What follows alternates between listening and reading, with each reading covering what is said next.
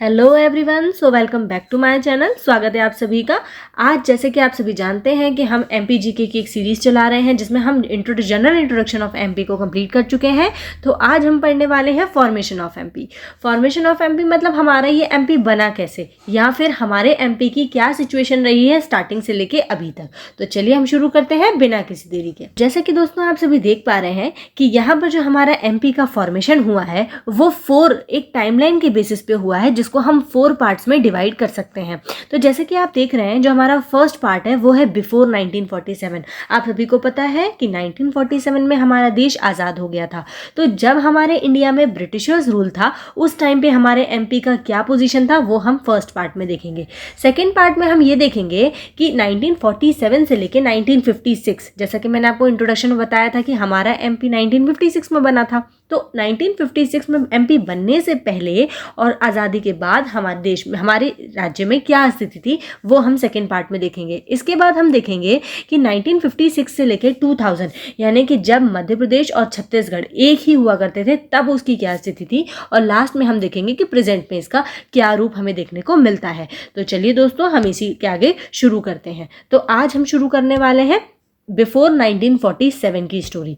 तो let's get started. जैसे कि हमारा जो फर्स्ट इवेंट है वो हुआ 1740 में। बात शुरू होती है 1740 से, जब क्या हुआ था कि हमारा जो एमपी है उसमें 2 मेन एरियाज थे। एक का नाम था गोंडवाना लैंड और दूसरे का नाम था महाकौशल रीजन। मैं आपको बताती हूँ कि ये कौन सा रीजन है। जैसे कि आप सभी को पता है कि हमारा जो एमपी है वो गोंडवाना रीजन से निकल कर बना है। ये आप इंडियन ज्योग्राफी में भी पढ़ेंगे कि 2 टाइप के लैंड हुआ करते हैं, एक गोंडवाना लैंड और एक अंगारा लैंड। तो गोंडवाना जो है वो हमारे एमपी का पार्ट है, वो और महाकौशल रीजन जो आप आज देखते हैं ना, जबलपुर वाला रीजन, नागपुर, जबलपुर, ये जो बड़ा बड़ा रीजन है, ये सारी जो जगह है वो महाकौशल रीजन के अंदर आती थी। तो मराठा रूलर्स थे जिनका नाम था राघव जी फर्स्ट, उन्होंने आकर हमारे गोंडवाना लैंड पर और महाकौशल रीजन पर अटैक कर दिया, और जिसकी वजह से हमारा जो एमपी का ये हिस्सा था ये उनके अंडर में चला गया। फिर उसके बाद थोड़े समय के बाद, यानी कि 1818 में जब ब्रिटिशर्स हमारे एमपी में, इंडिया में आ चुके थे, तो 1818 में थर्ड एंग्लो मराठा वॉर हुआ। ये आप इंडियन हिस्ट्री में पढ़ेंगे। थर्ड एंग्लो मराठा वॉर में क्या हुआ कि ब्रिटिशर्स की लड़ाई इन मराठा रूलर्स के साथ हुई। तो जैसे कि मराठा रूलर्स ने एमपी से गोंडवाना और महाकौशल रीजन जीत लिया था, वैसे ही आकर बाद में अंग्रेज़ों ने इन मराठा रूलर्स से ये थर्ड एंग्लो मराठा वॉर में जीतकर उनसे ये गोंडवाना लैंड, महाकौशल रीजन ये भी जीत लिया। और आप एक डायनेस्टी जानते होंगे, सिंधिया डायनेस्टी। सिंधिया डायनेस्टी के साथ उस टाइम पे जो सिंधिया डायनेस्टी थी वही हमारे मेन सेंट्रल रीजन में रूल करती थी। तो उस डायनेस्टी से इनकी ट्रीटी हुई, यानी ब्रिटिशर्स की ट्रीटी हुई, और उन्होंने एज अ गिफ्ट, सिंधियाज ने एज अ गिफ्ट सागौर और नेरुबुदा, क्योंकि उस टाइम पे जो हमारे ब्रिटिशर्स थे उनका प्रोनाउंसिएशन इतना क्लियर नहीं था, इसलिए वो सागर को सागौर और नर्मदा को नेरुबुदा के नाम से जानते थे। तो इन दोनों रीजन्स को भी उन्होंने अपने अंडर में ले लिया, यानी कि सिंधियाज ने उनको ये एरिया दे दिया। तो इस तरीके से जिस गोंडवाना लैंड पर अभी तक मराठास का अधिकार था, अब उस पर अंग्रेज़ों का, ब्रिटिशर्स का अधिकार है। तो चलिए हम आगे बढ़ते हैं। अब उसके बाद क्या हुआ, एक डेट आती है 11 दिसंबर 1850। तो ये जो 11 दिसंबर 1853 है, इसमें क्या हुआ कि डॉक्ट्रिन ऑफ लैप्स आया। आप सभी जानते होंगे एक आदमी जिसका नाम है लॉर्ड डलहौजी। लॉर्ड डलहौजी एक नीति लेकर आए जिसका नाम था डॉक्ट्रिन ऑफ लैप्स, यानी कि हड़प नीति। इस नीति के अकॉर्डिंग एक्चुअली ये बात कही गई थी कि ऐसा राज्य जिसके पास उसका खुद का वंश नहीं है, यानी उसका खुद का बेटा नहीं है जो आगे चल के राजा बन पाएगा, ऐसे सभी राज्यों को जो लॉर्ड डलहौजी थे वो अपने ब्रिटिशर्स के अंडर कंट्रोल में ला रहे थे। और इसी के अंदर में फंस गया कौन सा रीजन, नागपुर का रीजन, क्योंकि नागपुर रीजन में कोई भी आगे का वंशज नहीं था। तो उस टाइम पे नागपुर को विदर्भ के नाम से भी जाना जाता था। तो इस तरीके से अब हमारे अंग्रेजों के पास क्या क्या आ चुका है, गोंडवाना लैंड, महाकौशल रीजन, सागौर, नेरुबुदा और ये नागपुर। ठीक है, तो अब हम आगे बढ़ते हैं। जो नेक्स्ट पॉइंट ये हुआ कि इस टाइम तक आके हमारे जो इंडियंस थे वो ब्रिटिशर्स की पॉलिसीज से बहुत ज़्यादा परेशान हो चुके थे, और जिसका रिवेंज लेने के लिए उन्होंने क्या किया, 1857 में एक रिवॉल्ट कर दिया। और वो 1857 का जो रिवॉल्ट था उसका नतीजा ये निकला कि ब्रिटिशर्स जो थे वो अब थोड़ा सा इंडियन पावर्स से थोड़ा सा घबराने लगे। उनको ऐसा लगा कि आगे चलकर अगर उन्होंने इतना बड़ा रिवॉल्ट दोबारा से किया तो ब्रिटिशर्स के हाथ से ये पूरा इंडिया जो है वो चला जाएगा। इसलिए अब वो जब बैक आए तो वो कुछ अलग नीतियां लेकर आए। तो नेक्स्ट जो पॉइंट है वो ये हुआ कि इन्होंने क्या किया, अब हर रीजन को टाइटल देना शुरू कर दिया। यानी जितना जितना एरिया इनके अंडर में था उस सबको इन्होंने पर्टिकुलर एक नेम दिया, जिसकी वजह से उन्हें ये पता चल पाए कि कहाँ पर इनका मैनेजमेंट अरेंजमेंट कैसा चल रहा है। तो 1861 ये बहुत ही इंपॉर्टेंट डेट है दोस्तों, 2 नवंबर 1861, ये आपको अच्छे से याद रखनी है। 2 नवंबर 1861 में क्या हुआ, ये जितना भी एमपी वाला रीजन था, अभी मैंने आपको बताया नागपुर, जबलपुर, नेहरूबुडा, छत्तीसगढ़, ये सारा रीजन मिला के इन्होंने एक एरिया बनाया जिसका नाम इन्होंने क्या रखा, सेंट्रल प्रोविंस। ठीक है, तो सेंट्रल प्रोविंस इन्होंने इस तरीके से बना लिया। फिर इसके बाद हम आगे देखेंगे, यहाँ पर इन्होंने कमिश्नर रूल अप्लाई किया, यानी कि इस पर्टिकुलर रीजन के लिए इन्होंने अपना एक कमिश्नर अपॉइंट किया और उसको यहाँ के मेंटेनेंस के लिए अपॉइंट कर लिया ताकि यहाँ पर प्रॉपर मैनेजमेंट हो सके। फिर इसके बाद क्या हुआ कि आगे चल के 1864 में उन्होंने निमाड़ वाला रीजन भी अपना ऑक्यूपाई कर दिया। निमाड़ रीजन दोस्तों कौन सा वाला है, आज जो हम देखते हैं हमारा जो खरगोन खंडवा वाला रीजन है वो पूरा निमाड़ के रीजन में आता है। तो ब्रिटिशर्स ने वो भी एक्वायर कर लिया। फिर इसके बाद जो नेक्स्ट पॉइंट है वो है 1903। 1903 में क्या हुआ, बात है नीचे साउथ की, जैसे कि ये हमारा इंडिया आपको दिख रहा है, ये इसमें भी आपको इमेज में भी दिख रहा है। तो ये जो इंडिया है इसमें क्या हुआ कि ब्रिटिशर्स ने एक ज़मीन देखी जो हैदराबाद में थी। हैदराबाद में जो एक लैंड था उसका नाम था बरार रीजन। अब ये जो बरार रीजन है वो हैदराबाद में गए और वहाँ के जो नवाब थे महबूब अली, उनसे उन्होंने कॉन्ट्रैक्ट साइन किया और 25 लाख पर एनम के हिसाब से उन्होंने उस लैंड को लीज पर ले लिया। लीज पर लेने का मतलब होता है कि किराए पर ले लेना, उसके बाद वो उस लैंड को यूज़ ब्रिटिशर्स करेंगे, लेकिन ओनरशिप जो है वो हैदराबाद के नवाब के पास ही रहेगी। लेकिन इस चीज़ से उस वक्त हैदराबाद के नवाब जो है वो बेफिक्र थे कि ये तो हम सिर्फ लीज पर दे रहे हैं, पर ब्रिटिशर्स की प्लानिंग तो कुछ और ही थी। वो आगे चलकर इस बरार वाले रीजन को भी अपने सेंट्रल प्रोविंस का ही हिस्सा बनाना चाहते थे। तो देखिए आगे क्या होता है। आगे जो है 1919 में आप सभी को पता होगा गवर्नमेंट ऑफ इंडिया एक्ट 1919 आया, जिसको हम मॉन्टेगू चेम्सफोर्ड रिफॉर्म भी कहते हैं। अब इस रूल के तहत, इस एक्ट के तहत इन्होंने गवर्नर रूल अप्लाई कर दिया। जिस तरीके से अभी हमने पहले पढ़ा था कि कमिश्नर रूल इन्होंने अप्लाई किया था, उससे भी एक हाई पावर यानी कि कमिश्नर रूल को इन्होंने इंडिया में अप्लाई कर दिया। तो एमपी में भी इन्होंने गवर्नर रूल जो है वो अप्लाई किया। और इसी के साथ फिर 1921 में इन्होंने क्या किया कि ये जो हमारा सेंट्रल प्रोविंस है इसको इस गवर्नर रूल का पार्ट बना लिया, यानी कि यहाँ पर भी एक गवर्नर को अपॉइंट इन्होंने कर दिया। फिर दोस्तों एक इंपॉर्टेंट डेट आती है जिसका नाम है 1936। अब ये 1936 में क्या हुआ कि ये जो मैंने अभी बताया था आपको सेंट्रल प्रोविंस वाला रीजन और ये जो बरार वाला रीजन है, इन्होंने इस दोनों को जोड़ दिया। जैसे कि आप ये देख पा रहे हैं, ये ब्रिटिशर्स ने एरिया को एक कंबाइन कर दिया और इसके लिए एक सिंगल गवर्नर को अपॉइंट किया ताकि इसका प्रॉपर मैनेजमेंट हो सके। फिर इसके बाद यहाँ पर जो एक इलेक्टेड हेड बनाए गए उनका नाम है NB खरे। तो दोस्तों इसी के साथ हमारा जो 1947 तक का सफर है वो तय हो चुका है। तो अब जो ब्रिटिशर्स हैं उन्होंने इसको सेंट्रल प्रोविंस एंड बरार के फॉर्म में ही बनाकर आगे इस पर रूलिंग करी। अब हम चलते हैं आज़ादी के बाद वाले दौर में। तो जैसे कि आप देख रहे हैं कि यहाँ पर अब हमारा देश जो है वो आज़ाद हो चुका है, हमारा इंडिया इंडिपेंडेंट बन चुका है और ब्रिटिशर्स रूल जो है वो इंडिया से ख़त्म हो चुका है। तो अब हमारा जो इंडिया है वो 4 पार्ट्स में डिवाइड होता है। ये हमारा ब्यूटीफुल सा इंडिया, इसको टेम्परेरी मैनेजमेंट के लिए, टेम्परेरी एडमिनिस्ट्रेशन के लिए इसको 4 पार्ट्स में डिवाइड किया जाता है। Part A, part B, part C और पार्ट D।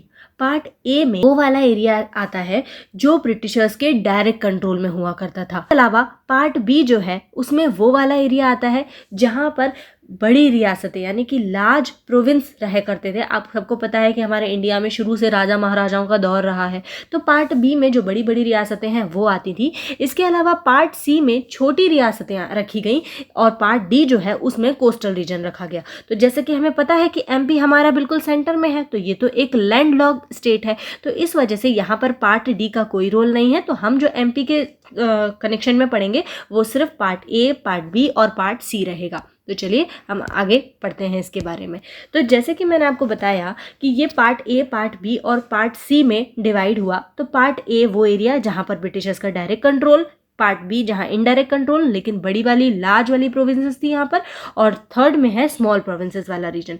तो अब हमारा जो पार्ट ए है, हम पार्ट ए के बारे में सारी जानकारी देख लेंगे दोस्तों। ये बहुत ज़रूरी पार्ट है और इसके बारे में पेपर में अक्सर पूछा जाता है। तो सबसे पहले हम जानते हैं कि पार्ट ए इसका नाम क्या था। तो जैसा कि मैंने आपको बताया था सेंट्रल प्रोविंस एंड बरार, तो सीपी एंड बरार इस पार्ट ए का नाम था, क्योंकि यही तो वो रीजन था जहां पर ब्रिटिशर्स का डायरेक्ट कंट्रोल था और ब्रिटिशर्स ने इसको पूरा डिज़ाइन किया था। तो सीपी एंड बरार जो है वो पार्ट ए को बोला गया।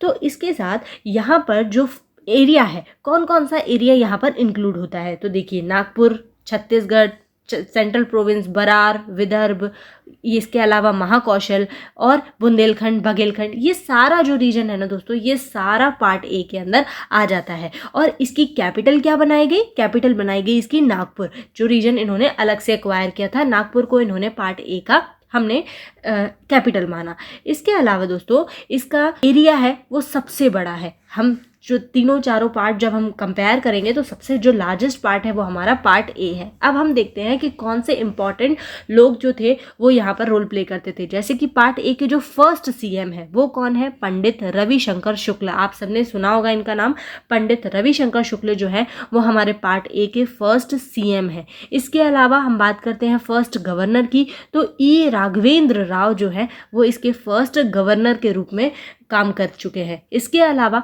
यहाँ पर जो लार्जेस्ट, अब यहाँ पर क्या है दोस्तों, प्रोविंसेस हैं, अलग अलग जो घराने हैं, राजघराने वो हैं। तो यहाँ पर कितने प्रिंसली स्टेट्स हैं, टोटल 15 प्रिंसली स्टेट्स हैं। आपको ये याद रखना है कि part A, part B, part C में कितनी कितनी प्रिंसली स्टेट्स है। प्रिंसली स्टेट्स का मतलब वही घराने जो हमेशा से इंडिया में रूल करते हुए आए हैं। तो 15 जो है टोटल रियासतें, देसी रियासतें यहाँ पर रही हैं, जिसमें से सबसे बड़ी जो है वो बस्तर मानी जाती है, जो आज के टाइम पे छत्तीसगढ़ का पार्ट है। तो बस्तर जो है वो सबसे बड़ी है। तो इसको हम कैसे याद रख सकते हैं, जैसे बिस्तर बहुत बड़ा सा हमें बनाना होता है, वैसे ही एक रियासत है जो बहुत बड़ी सी है, बस्तर नाम की। इसके अलावा दोस्तों देखिए जो प्रिंसली स्टेट है जो आज के टाइम पे भी प्रेजेंट है, यानी हमारे एमपी में हम आज भी इस प्रिंसली स्टेट को देख सकते हैं, उसका नाम है मकड़ई।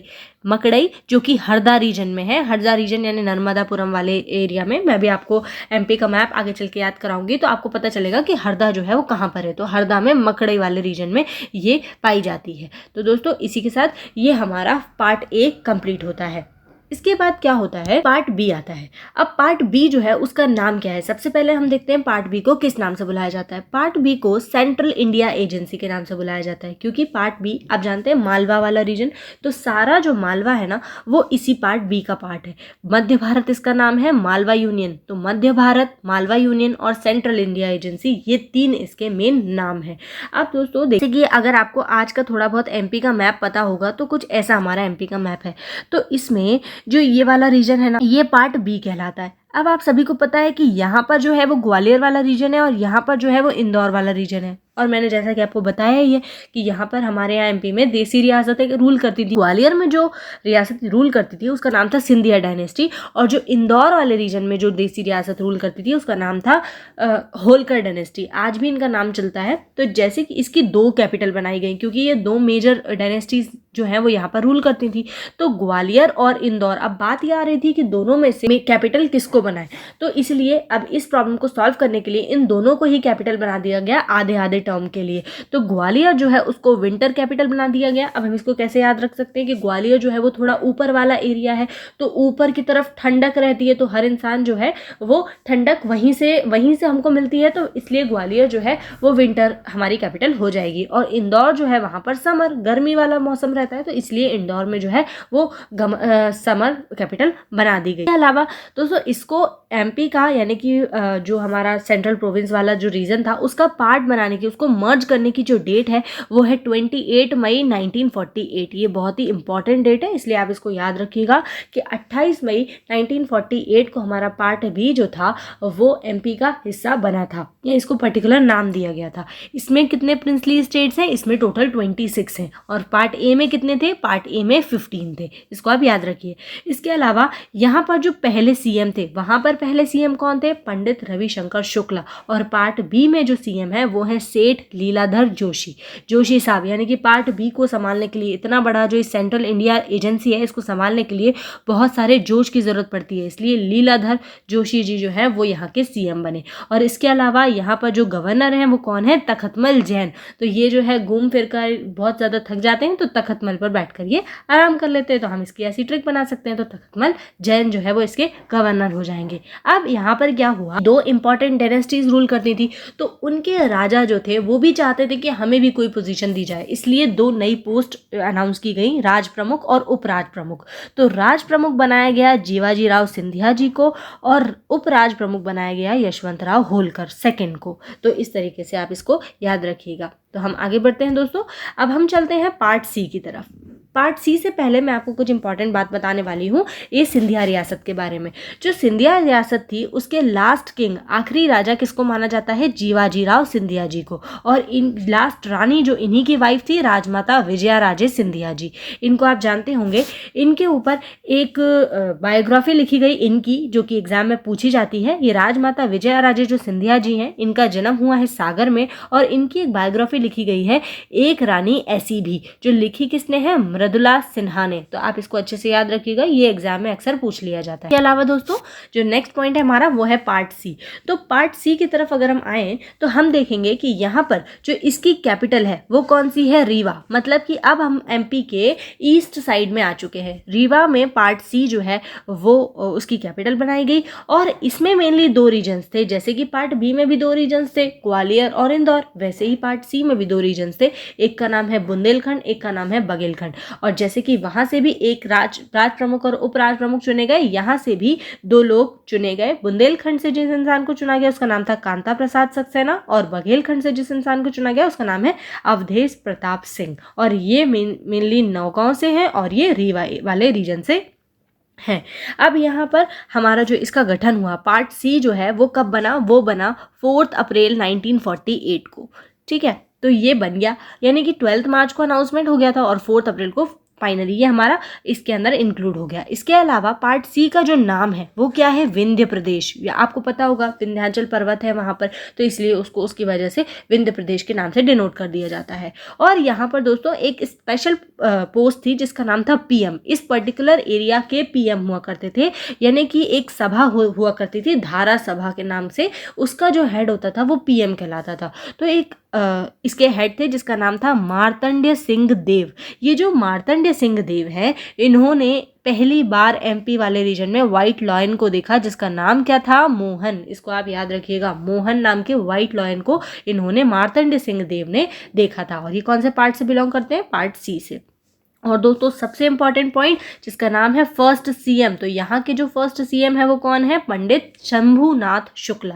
तो जैसे कि हमने पढ़ा पार्ट ए में पंडित रविशंकर शुक्ल, पार्ट बी में लीलाधर जोशी जी और पार्ट सी में शंभूनाथ शुक्ला जी। और इसके अलावा यहाँ पर प्रिंसली स्टेट्स कितने हैं? 38। तो दोस्तों आप इसको कंपैरेटिव स्टडी करिएगा तो आपको इसको याद रखने में थोड़ी आसानी होगी। अब हम चलते हैं पार्ट सी का ही एक और हिस्सा जिसका नाम है भोपाल रियासत। भोपाल रियासत में भी उस टाइम पे एक रूलर हुआ करते थे जो यहाँ के नवाब थे जिनका नाम था हमीदुल्ला खां। अब ये जो हमीदुल्ला खां है ये भी बहुत ज़्यादा टफ टाइप के आदमी थे, यानी बहुत सारे रूल्स अप्लाई करते थे। इन्होंने मना कर रखा था कि कोई भी इंसान गैदरिंग नहीं करेगा, कोई भी इंसान देश के झंडे नहीं लहराएगा भोपाल रियासत वाले रीजन में। तो इस वजह से क्या हुआ कि लोगों ने मिलकर एक जगह पर जिसका नाम है बोरस गांव, इस बोरस गांव में मिलकर एक मीटिंग कंडक्ट कराई और वहाँ पर लोगों ने झंडा भी वहाँ पर फहराया और अपनी बातें भी डिस्कस करी आपस में। तो इन्होंने भी एक, जिस तरीके से आपको पता होगा जलियांवाला बाग मैसेकर हुआ, तो इसी हमीदुल्ला खान ने 14 जनवरी, यानी कि आप सभी को पता है 14 जनवरी हम एक फेस्टिवल जिसका नाम है मकर संक्रांति उसके नाम से मनाते हैं।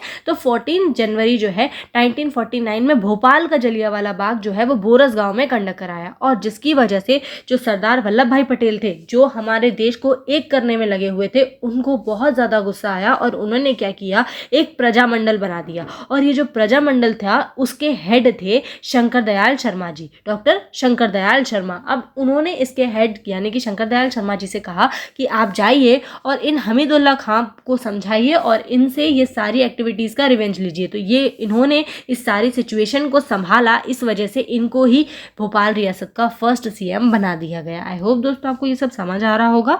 इसके अलावा जो हमारा भोपाल रियासत थी उसकी कैपिटल किसको बना दी गई? इस्लाम नगर को। इस्लाम नगर का अभी जो नाम है वो जगदीशपुर कर दिया गया है, ये इसका पुराना नाम है इस्लाम नगर। और इसके अलावा इसमें सिर्फ जो डिस्ट्रिक्ट्स हुआ करती थी मेनली वो भोपाल और सीहोर वाला रीजन इसमें कवर होता था। इसमें कितनी तहसीलें थी? 14। ये कोई इंपॉर्टेंट फैक्ट नहीं है।